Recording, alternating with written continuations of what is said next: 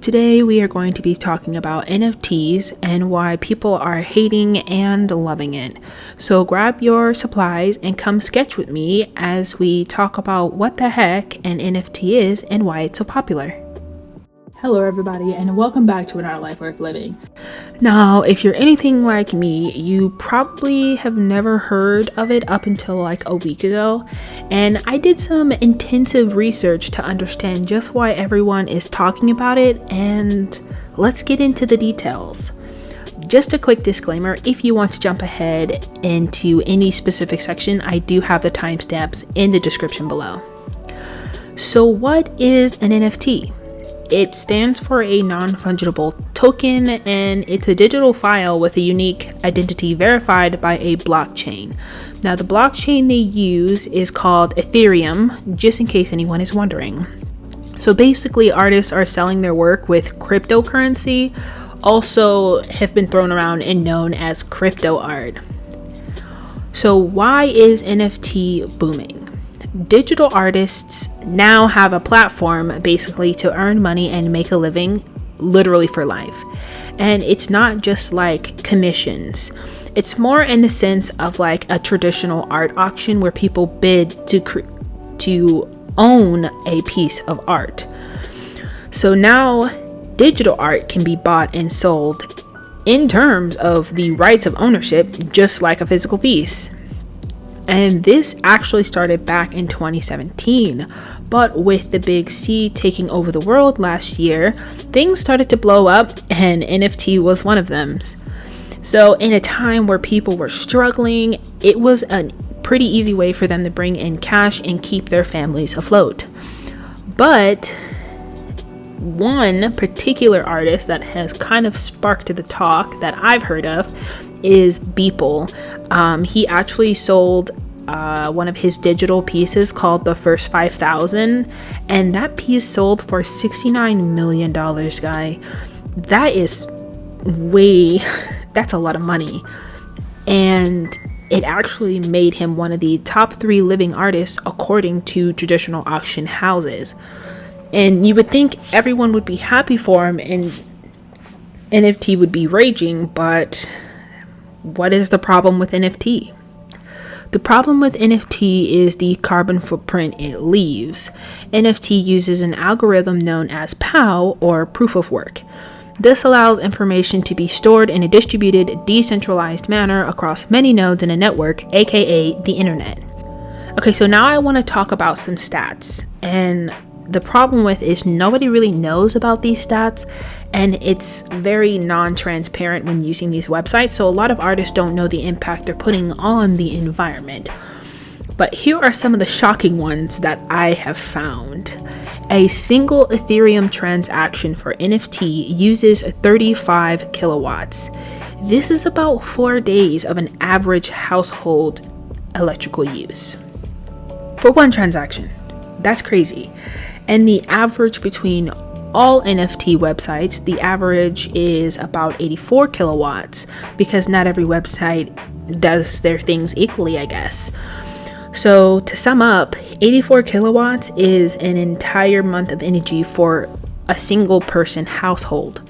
This is not your typical family of 4 or 6. This is for one person.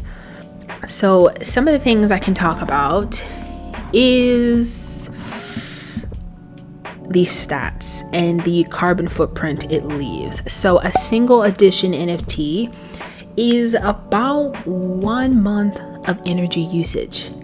That's flying for 2 hours, driving for 1,000 kilometers, using a laptop for 3 years, guys. Like that's a lot of energy being used for one transaction. And you have to think there's many transactions going on these websites all the time. This doesn't include any of the people using the energy, people looking at the website. This is simply just to do the transaction. And it keeps getting worse. The average footprint of an artist using one of the other major websites, like Super Rare, is about 3 years. That's Whew, that's a lot of energy for one person. And mind you, that's for one transaction, guys. That's a lot of energy just to purchase something. And to sum up, the sum for all of the 18,159 NFTs on Super Rare is about 2,000 years of energy usage. And just talk about like the carbon emission for 3 years. That emission is 5,879 kilograms of CO2. But we'll get into more of the carbon footprint a little later, so stay tuned. Now, it gets worse. Sites like Nifty Gateway, they allow things called editions. So not only do they have multiple NFTs now, so instead of a one-off NFT, which is just one copy, it's the only one, sites like Nifty Gateway allows more than one edition of one piece. So there's one artist, and they've have all their editions sold in less than 3 months. They have used 40 years worth of energy for one resident. And it gets worse. There was another artist on Nifty Gateway who has been on there a little bit longer, not sure how much longer, but their art and NFTs have consumed 77 years of energy usage for one resident. Now, I am popping up pictures. You guys can see here some of the other things that accumulate to that amount of CO2 being used. So it was crazy to find this out. So I think the biggest problem that people have with NFTs is there are plenty of other alternatives people can use that aren't this bad on the environment. People don't have to use these extensive sites to sell their art, but they do. And honestly, none of them really know just how bad their carbon footprint has been on Earth because the website hasn't really been transparent.